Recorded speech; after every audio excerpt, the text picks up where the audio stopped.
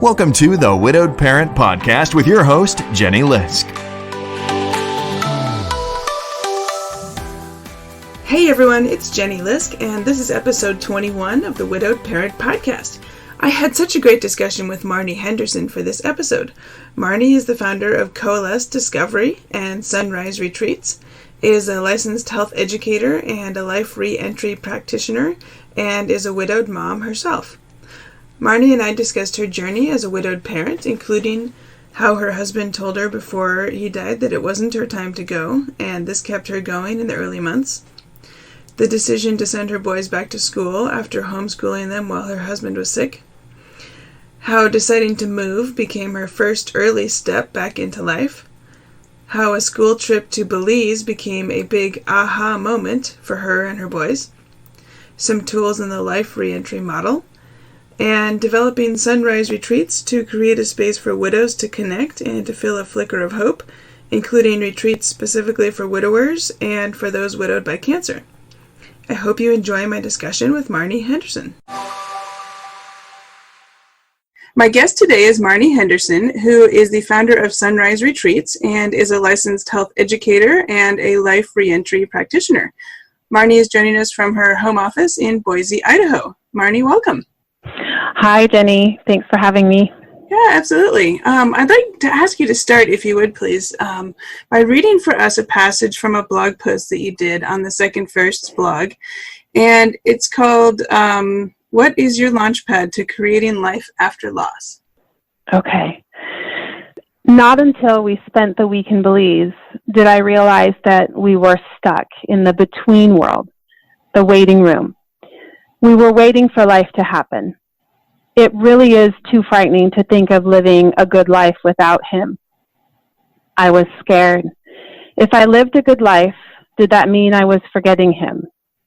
If I laughed and my children blossomed, did that mean our hearts were okay with him not being here? What would it mean if we flourished and created goodness in our lives without him?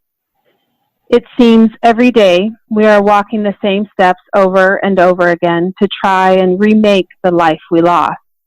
It started to make me feel like I was going crazy. We kept trying to make sense of how to live without him here. It's so painful to wake up each day and try over and over again. The harsh reality of death is that part of our life is no longer real. For us, a very big part of our life was missing.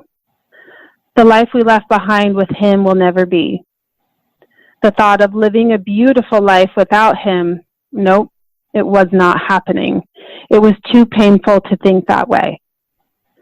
Grief and loss had taken over our entire existence. We had lost our spark for life. We had forgotten that we can still add to our lives. Despite the deep loss, now more than ever, we have the capacity to expand our awareness of life and open our hearts to the full human experience again. Wow, thank you for sharing that. Thank you. I'm anxious to dig into that a little deeper with you to learn more about how you and your kids started to live again after losing your husband. But first, before we get more into that, can you set the stage for us a little bit? I'd love to hear a little bit about what your life was like before your husband died, before he got sick. Before he got sick, I met him when I was 17. And so young, and I really thought I had that classic fairy tale life. We went to college together and got married after college and had our kids after graduated, and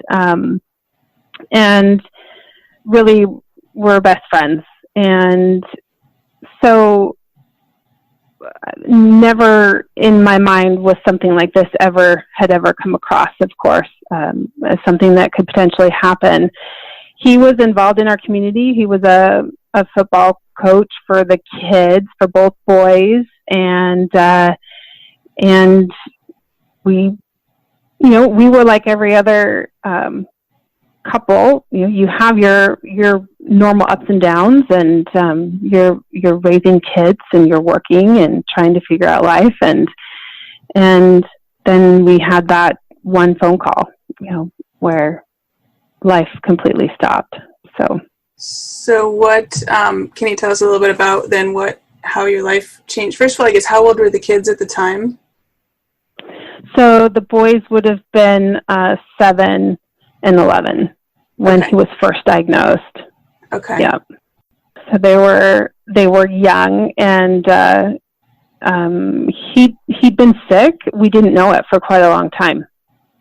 And they'd been trying to figure out what was going on, and they finally did the MRI and saw that he had the glioblastoma, and it was already stage 4. Right, and it's a very, very aggressive cancer. Very aggressive, right, for young, apparently young men, as you know, and so that completely stopped us in our tracks. And he had this great community that rallied around him for 15 months while he went through treatment. And he even did a research study and before he passed away. And so the boys that was 15 months of chemo and radiation and treatment. And then the boys were 8 and 12. When he passed away. When he died. Okay. Yeah. And how old are the boys now? 18. Well, they're almost 19 and 15 this month. Oh, wow. They're getting old then. So this was 6 or 7 years ago then? Yes. Okay. Yeah, and glioblastoma, I think, from what I hear, treatments have advanced so much since then, and even since when my husband died 3 years ago. I know somebody now who's just going on the Optune treatment where they put the magnets all over the brain. Yes. It's kind of amazing some of the things they're trying. So I'm, knock on wood, I'm hoping that they figure out some of this stuff. Because as we both know, it's a terrible, terrible disease. Terrible, and they usually don't catch it until it's it's so aggressive. Yeah. That exactly. Yeah, it goes quick. Right. Okay. Well, thank you for sharing that with us. So, what were some of those early months then like, or that early time period, weeks, months, year, whatever, as a widowed parent? What were some of the hardest, or what do you remember from that time? Completely lost. I look back now and I'm not quite sure how I did it. And if I were brutally honest, it was very dark, and there were most days I didn't want to get out of bed. And my boys were actually the only reason I would get out of bed. Yeah. That strong parent instinct and the nod from my husband before he died, actually looking at me and saying, it's not your time to go. It's your job now to do this without me. And so those words actually continually replayed in my brain in those early weeks and months to keep me going, and to know that they were my inspiration. They were my lifeline to just somehow function each day. Yeah. So. Yeah. Wow. What else? Was there anything else that helped in those early months? Particular books or particular friends or particular anything you stumbled across that turned out to be helpful in the early days? I would get out and go for a walk with my bestie each morning, and because she lived 2 houses down, I was, as a widowed parent, we don't want to leave our children, right? In that early grief time, it's really scary, and for good reason. And so I would have a daily walk with her, and it was wonderful. It was again, this really healthy thing for me to be doing. I started to do some early morning before the boys got up, just really quiet time where I would allow myself to fully grieve so that I could then be somewhat present for my boys and any grief occurrence. I mean, of course, you're so full of grief. I really wanted to be present for them. So my early morning routine, I think, set me up to have days where I could then really be present for the boys. Mm-hmm. Mm-hmm. Okay. And so what about the kids then with school or with their peers, and how did that adjustment go? Well, when Tyler was first diagnosed, we decided to bring the boys home. And we did a virtual academy here and set up computers at our home and the curriculum, and Tyler was actually got to help out and be their teacher for that 15 months. Uh-huh. So we had the boys home for that time, and so then for 6 months after he passed away, I kept the boys at home, and we worked together on their schoolwork. For the rest of that school year then? For the rest of that school year, and which was good because both of my boys, I think the way they were handling everything, that's what they needed to. Mm-hmm. And then by the summer, we made the transition back to school, and we had amazing support from teachers and their peers. And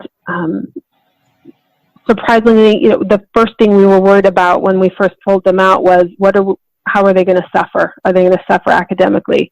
Mm-hmm. And my mom is a teacher, my dad's a counselor, and they both looked at me and said, that's the least you need to be worried about right now. And having them do the virtual learning at home was fantastic, and it really worked for us. Mm-hmm. And when they did go back to school, they academically were at par with their peers. Emotionally, that's where we were really surrounding them with support and a lot of really good communication with the educators at school. Mm-hmm. Interestingly, my son decided then a year later to not go to the high school the rest of his friends were going to go to. Mm. And he chose to go to a smaller school, and he shared with me that he needed to have his own space. He needed to be who he was instead of going to school every day being the kid whose dad died. Being, are you the coach who died son? And with his brilliance at that young age, he really articulated that he needed to have his space where he could be who he was and share what he wanted to, and really at the time nothing. He didn't want to share anything about his grief journey with his dad. He wanted to be Tyson, not the kid whose dad died. Right. So that transition was probably scarier for me as a mom. I wanted to protect him, but he did it, and he made that decision, and it was the right decision for him. And he didn't want me to tell any teachers. He didn't want the principal to know. He wanted that space, where my other son had quite a bit of separation anxiety, and but he was also 8 years old. Mm-hmm. So the difference in age was something that I needed to really be aware of as a widowed parent, how to support each of them in their grief at these different stages of growing up. Yeah, it is an interesting point where, all three of you lost the same person, but you all had your own relationship to the situation based on your role as spouse, their roles as kids, but then their different roles as different age kids, and how they process that. which reminds me, because one of the things that I've heard a lot in talking to people is that kids end up then needing to kind of re-grieve as they go through different developmental milestones. Is that something that you've experienced? Absolutely. It's, of course, I wish Dad were here. Mm-hmm. Or for me, I wish he was here, because I miss having my teen parent, my partner in raising the boys. Right. Absolutely. His 16th birthday, when my younger son, went out to play with the same football team a couple months after his dad died, that was, here it is, he's on this football field surrounded by all of these kids, and he's looking up and his dad's not there. For all the other kids, it was their coach. Mm-hmm. But for him, it's like a double grief moment. He's living every day with grieving his dad, and then he goes out to do this sport that he absolutely loves, where his dad was the coach, and he's surrounded by all these kids who loved his dad, the coach, and this whole new environment for him to navigate was, I thought it was overwhelming. He somehow worked through it. I think it was very confusing. Mm-hmm. Mm-hmm. Did he follow your older son to the smaller high school, or did he take a different path? No, he actually stayed with all of his peers. So for him, it's been a path of, he doesn't change, is a fear of change is definitely a consequence he is living with in regards to his dad dying. Mm-hmm. He wants things to remain constant and safe and comfortable. Mm-hmm. So he actually has wanted to stay with his peers. He went to the same high school as his peers. So yeah. So that's, I think you're making a really important point that, I mean, as parents, I think we do have to consider each of our kids' needs separately, and just because one is helpful to one doesn't mean it's helpful to the other, or what one needs isn't what the other needs. And I think it's hard sometimes for me to remember that, but I think it's such an important point. I agree. So what then would you say, was there any kind of turning point for you where you felt like, okay, as a family, we're gonna be okay? I mean, not that we wish it hadn't happened, any of those things, but like getting, I guess, maybe out of some of that early grief and to the point where, okay, we can start to figure things out here. What do you think? Is there something that changed at some point for you? The first thing that comes to mind is when I realized I couldn't stay in my house. Okay. And that was extremely painful. And if I could interrupt, at what point in the journey was this? 2 years. Okay. 2 years, I realized that it was just getting really hard for me to be in that home, and painful. But I had to make that call as the parent. Mm-hmm. I knew that, in a sense, I was leading the path for our grief journey and how we were going to step back into life. And that was probably the first early step that I took, that was saying yes, although I didn't know what, was saying yes to something other than living in deep despair, grief, and with such a that I look back now, and it was a pretty brave, bold move for me to do. Yeah. To sell the house. So. Yeah. And were the boys on board with it, or did it take some convincing?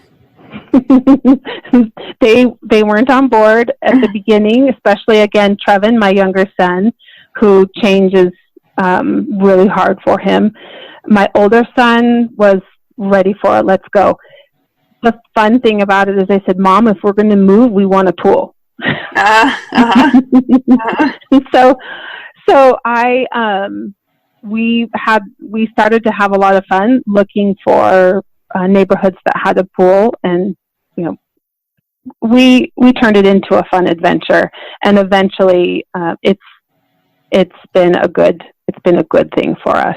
Mm-hmm. So okay, thank you.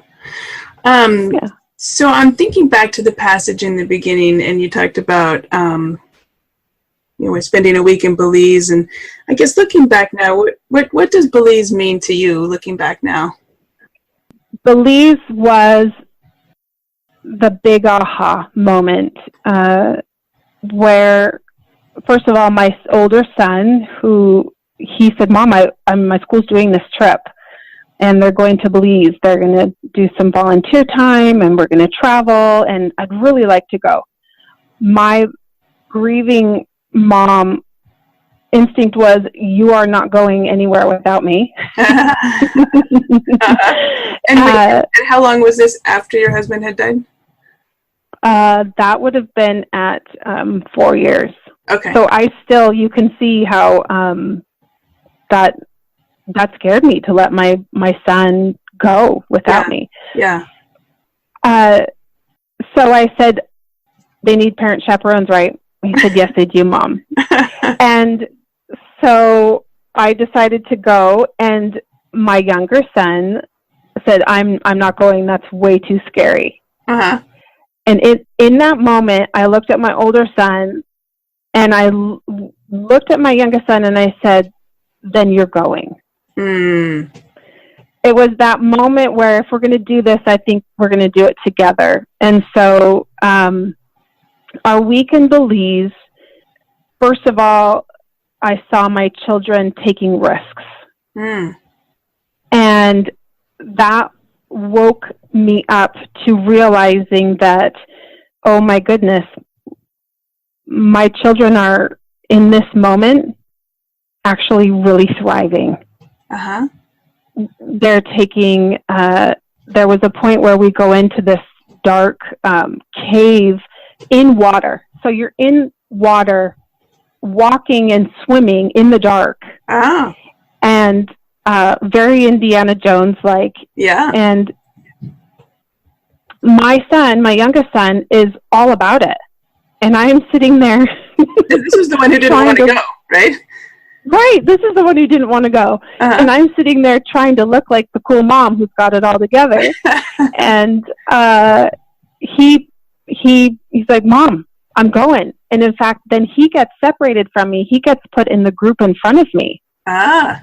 So I can't be Mama Bear. Uh-huh. He does this and is having the time of his life, comes out, can't stop talking about it. The next day, we're in the ocean, and he's looking at me scared to jump in the ocean, in the middle of the ocean, to go snorkeling. And again, I'm saying, "I got you. I'm Mama Bear. I'm holding on." We hop in that water. He puts his mask underneath and sees this whole new world, and takes my hand and pushes it away. Ah. And swims off. Nice. So these precious moments where I'm watching the boys take risks, they're adventurous, they're alive, they're literally are illuminating from the inside out. This is the moment I really realized that there may be a way we could live that way again. Mm. And that was a huge turning point for us and myself, to shift the way we were living from grief-based to a living now based. So when you got back then to Idaho, to real life, away from vacation life, how did that look then once you got home? Are there things you did differently, or conversations you had? Can you tell us a little bit about how you implemented some of that? It took actually a bit, because we were so shifted. It was such a big, profound aha moment that initially I really didn't know what to do as a parent. Mm. In fact, the boys wanted to move there. Well, that sounds nice. Sign me up for that. Right. And I know. And I checked, they said, Mom, we know how to do virtual schooling. We can go live there. There you go. So now their mind has completely shifted, right, to this living presently and living now, and I'm needing to catch up as a parent, and because I see that they're doing well, and so that's right, mom's got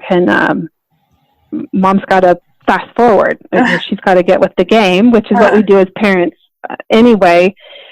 So really it became me. I started to become aware of what the difference was between living from the place of grief and fear versus living from this place of today and now and actually having a future. And I actually picked up the book Second First from Christina, and started doing a lot of reading and research on this is real. This is what our brain does in the stress response. And I knew that professionally. I knew that. I mean, I teach people that, but I never thought of applying it to myself in grief. Okay. So we started to unravel the thought patterns that we were having, which were, my youngest son was afraid of change.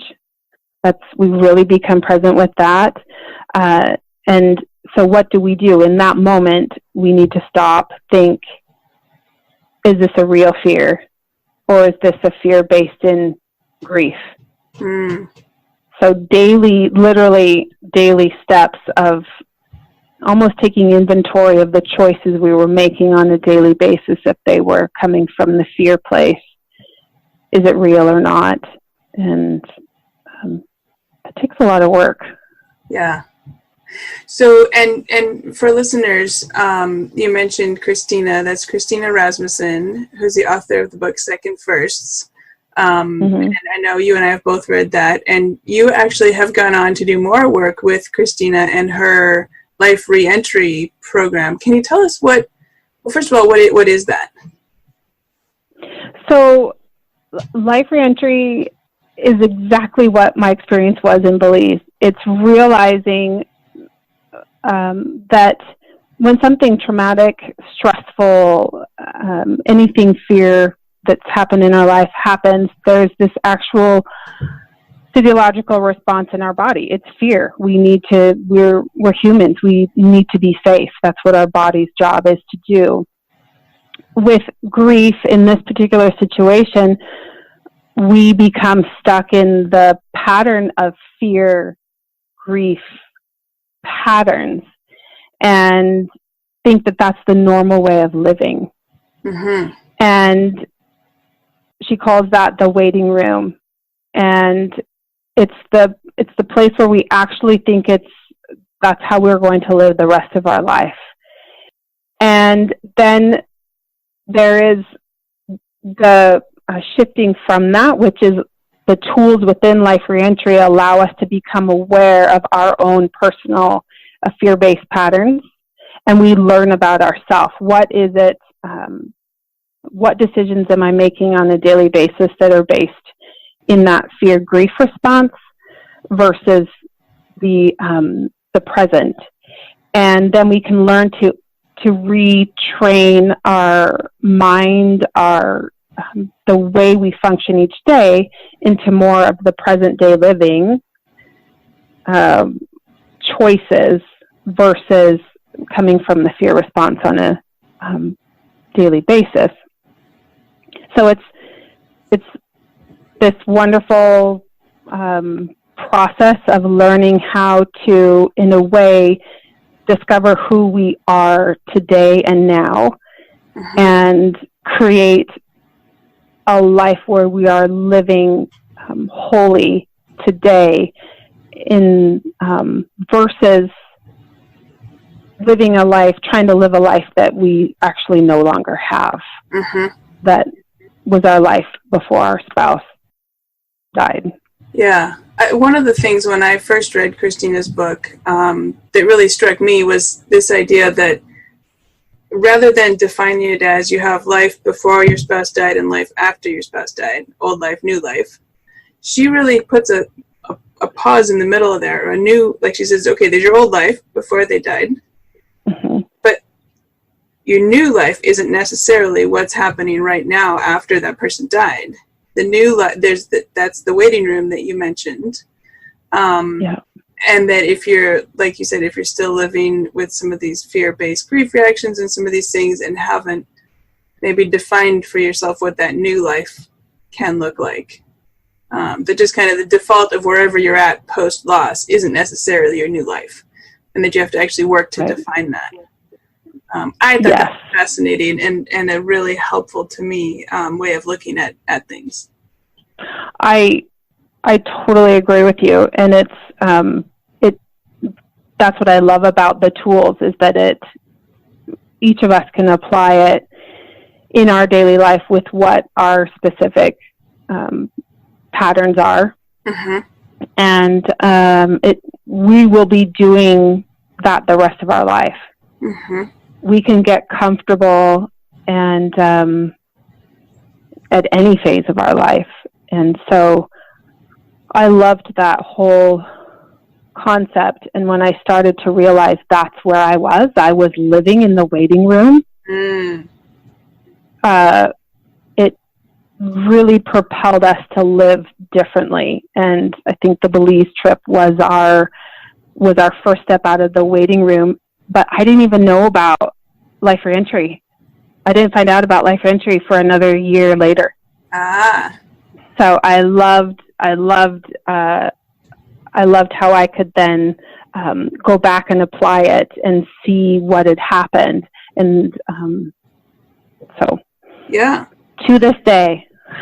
No, that's really neat. And so along those lines, then I think you've gone on then to do several different things professionally and personally that, I guess you define them as part of this new life, or this. I know Christina talks about the thriver being the person who's actually built this new life.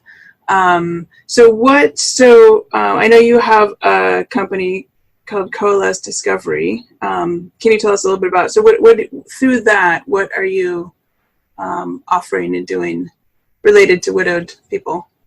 So I've previously been a clinical health educator, actually used to work for the American Cancer Society, ironically. Okay. And then did cardiac rehab. And when Tyler got sick, I pretty much threw the way I had been teaching and working as a health educator out the window. Oh, interesting. Because now I was living it. Okay. And so I really didn't believe for quite a while after he died in doing any type of wellness or anything to prevent disease, right? Because we were a healthy family, and my husband still died of brain cancer. So I revisited everything I'd been doing as a health educator and looked at everything totally different with this perspective of how are we choosing to live each day. If we're choosing to live, we think that by eating this specific food, it's going to prevent us from getting a disease. I didn't want to teach that anymore. I wanted to teach and share with people that it's the big picture. It's more of a balance. It's wholeness. It's that how do we integrate in the hard times of our life? How do we integrate in our environment, our physical body, our nutrition? So my Coalesce Discovery really started to shift to looking at the whole person instead of just disease prevention specific. Okay. because I actually had an oncology nurse come to me and say, I have a woman who has stage 4 breast cancer, and she does this, and this, and she's really angry that she still got cancer. Aha. What do I tell her? Right. So it's that whole concept. So then I've taken that and applied the life reentry model to it so that we actually take a look at our wholeness, our wellness, our health from a bigger perspective instead of a specific diet, a specific routine, a specific yoga or specific. It's the wholeness of who we are so that when life happens, because it will, that's the hard part now. The awareness I bring now as a health educator is that there will be grief in our life. Mm-hmm. How will we remain with some type of balance as we navigate that?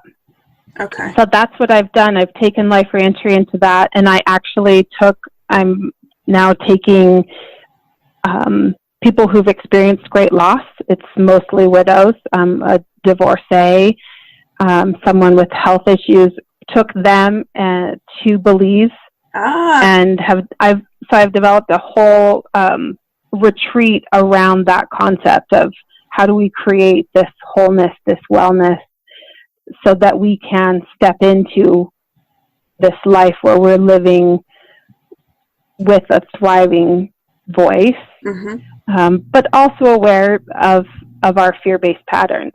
So mm-hmm. Mm-hmm. That's how I brought that forward.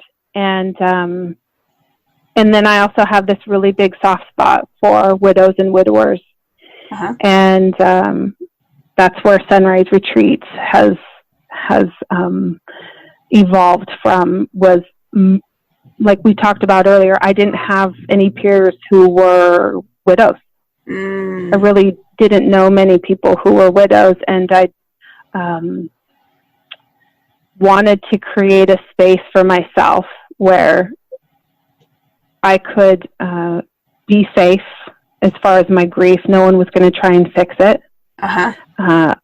I love nature. I love doing all things outdoor. I wanted to be outside, playing in nature, wanted to have good food, and maybe do some art, some good music. And so that's where Sunrise Retreats came from, is this really safe place for widows and widowers to have a weekend where they can connect with each other, but also feel this flicker of hope, mm-hmm. that they can. There is a potential for life to have a spark again, mm-hmm. But also to honor their grief, because this grief journey is it offers a lot for us to learn about ourselves, mm-hmm. and to grow. Yeah. So where do you offer those retreats? We offer the Sunrise Retreats right now in Idaho, up in McCall. Yeah. So and how far is McCall away from Boise? It's an hour and a half. Okay. It's an hour and a half. And, but we've had people come from Washington. We have someone this year coming from Nevada and California. Okay. So it's, so we have it here in Idaho because that's my backyard, and we love having other widows and widowers find the opportunity and then have this great experience where they connect with others that's cool. They see them. Yeah. And so if somebody was interested in that, well, first of all, when are you doing it, and can people still sign up? Yes, we have a retreat for widows of cancer in July. Okay. And then we have one for, that one is very specific. That was the first one, and the program I partnered with only served cancer survivors. And I actually approached them and said, do you serve the families left behind? Mm-hmm. And they said no. And I said, well, I'd like to. And they said, great, go for it. And that's how we started the first Sunrise Retreat for Widows of Cancer. That's awesome. Yeah. So, and then we have one for all widows in September, and we'll have our first widowers retreat a year from now in April. So they can go to our, well, we had, you know, what's interesting is this gentleman, his wife had gone on one of the river trips that this River Discovery, who I partnered with to offer the first widow retreat. She went on that as a cancer survivor. She passed away, and he reached out and said, so now I'm a widower. When will it be my turn to have the retreat? Yeah. And so we've got that. We said, okay, here we go. Well, we need to support our widowers as well. So. No, that's great. And I know I've talked to some widowers who sometimes they don't seem to have as many, I know somehow female widows tend to find each other, I think, and maybe there's that sisterhood or something. And so I think that's great that you're doing that. And I hope that any guys who are listening to this will look you up and consider whether they could make it to Idaho for that. Absolutely. We're going to do fly fishing for the widowers. We do, we're doing paddle boarding and kayaking with the widows. And I agree with you. The gentleman that came forward, he said, his group of men, he said, we're hurting too. We don't have, he specifically said, we don't have a way to come together like that and be surrounded in this healing environment. And so, they can, we still have a couple spots open for July, and definitely for September, and in April they can go to the sunriseretreat.org website and register. And all three of those will be in Idaho. All three of those will be in Idaho, and if people want to go to Belize with me, then they go to the coalescediscovery.com website, and they can go to Belize with me in October. Okay. Well, I might have to look at that one. I don't know. I know, and that's it's really fun. It's a small group. There's 8, and it's really fun. Yeah. No, that's cool. Okay. And then you offer some kind of classes as well, I think, through Coalesced Discovery. What's that? I do. So I offer Discover Life Again in this local community, and we go through a lot of the life reentry steps, as well as integrating in how to create our how do we take care of ourselves, the whole wellness concept, while we're discovering our new life after loss. So I do that in the community here, and then I do one-on-ones with people as well. And I love working with people in the small groups in the community, and it's most often what I hear is, wow, I had no idea I needed that. Okay. And so the classes would be for people local to the Boise area, and then the one-on-ones could be anybody. Yes. Yeah. I can do the one-on-ones with Zoom or in person. Absolutely. Right. Gotcha. Okay. Yep. No, that makes sense. Just to maybe reflect back on a few more things. Is there anything that you wish you had known, if you could have waved a magic wand, wish you had known ahead of time about widowed parenting? Anything that surprised you? That it's okay to ask for help. Okay. And I really wish I would have had someone standing there, reminding me to take care of myself, and the importance of that, so that I really could be present and support my children with their grief. And that I kept looking for someone to fix how hard it is to be a widowed parent, Mm-hmm. and no one can fix it. Yeah. I wish someone could have told me that and said, and this is what you can do. This is how you can reach out. And you have some amazing resources that I really wish, Jenny, and I said this earlier, I really wish I would have had your podcast 5, 6, 7 years ago, because it's a lonely place, as you've talked about. You're walking your own grief, and then you have these precious children who have lost their father or their mother. And we're also lost in it. And so to have this resource now, even as I listen to it, it is so comforting and empowering to know, one, we're not alone. Mm-hmm. It reminds us. And oh my goodness, that's something that they'd normally be going through. Oh, great. So that tip will help. And even the tidbits on being aware of how we're saying things, or how we're sharing grief, or how we're opening space up for grief to be talked about. So I love that you're doing the Widowed Parent podcast. However much it's hard for both of us to be where we are, I really appreciate you doing it. It's a phenomenal resource. Oh, thank you. Thank you. That's very kind of you to say.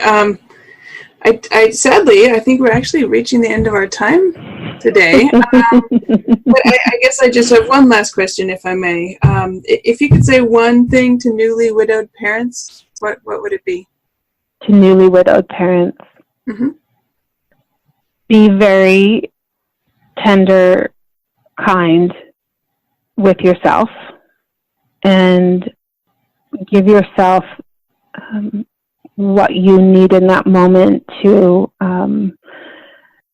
be where you are. That there's nothing to fix. That so often our culture and community tries to have us bypass and to get better and to function and to do well. And that give yourself some tenderness and be kind to yourself and really honor where you are. Okay. Thank you so much. I think that's a great place to end. My guest today is Marni Henderson, who is the founder of Sunrise Retreats and a licensed health educator and a life reentry practitioner. And Marni, I know you gave a couple of your websites earlier, but let's just circle back. Where can people find you if they'd like to learn more about you and your retreats and your work? CoalesceDiscovery.com is my website. And then for the widow and widower retreats, we are at Sunrise Retreat, so no S, sunriseretreat.org. And we're there. Okay, fantastic. And I'll put those both in the show notes. And I hope people will go and check those out and check their calendars. And Marni, thank you so much for speaking with me today. Thank you, Jenny. Keep doing your work. Thank you, and same to you. I hope you enjoyed my interview with Marni Henderson as much as I did. You can find show notes and all the links at widowedparentpodcast.com. Look for episode 21. And if you haven't yet had a chance to get my free guide that I put together, please head over to my website, jennylisk.com/top10, and download a copy.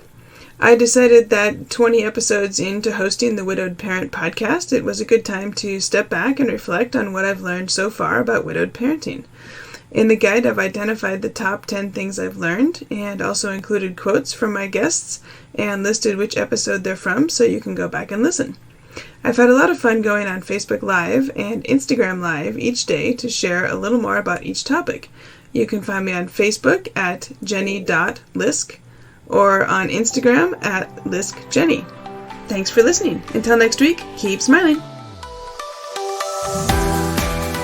Thank you for listening to the Widowed Parent Podcast with your host, Jenny Lisk.